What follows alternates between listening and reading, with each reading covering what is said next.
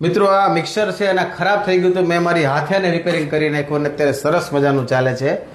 આ રિમોટ છે હાલતું નહોતું, મેં ખાલી એમાં નવા સેલ નાખ્યા એટલે હવે સરસ મજાનું આ ચાલે છે.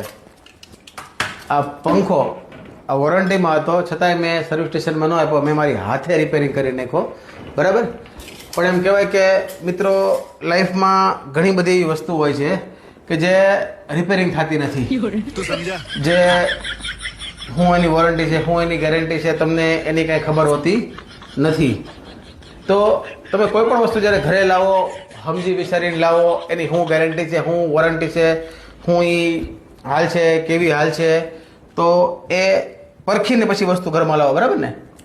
હા, કારણ કે ઘણીવાર એવું બને કે તમે સમજી વિચારી તમારી સમજ શક્તિથી તમે બધું પારખી અને વસ્તુને તમે ઘરમાં લાવો છો, પણ પછી તમને ખબર પડે કે તમારો આ ઘરમાં લાવવાનો ડિસિઝન છે એ ઊંધે કાંધે ખાબકો છે.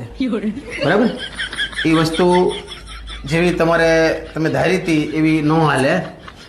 એટલે બસ જોઈ સમજી વિચારી અને કોઈ પણ વસ્તુને ઘરમાં લાવો અને આજે મેસેજ છે દરેક પતિઓ સુધી પહોંચાડી દે. બરાબર ને વાલી?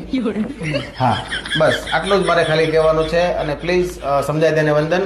અને આ મેસેજ લાઈક શેર ફોલો કરી દેજો અને બધાને પહોંચાડી દેજો અને સમજી વિચારીને ડિસિઝન લેજો.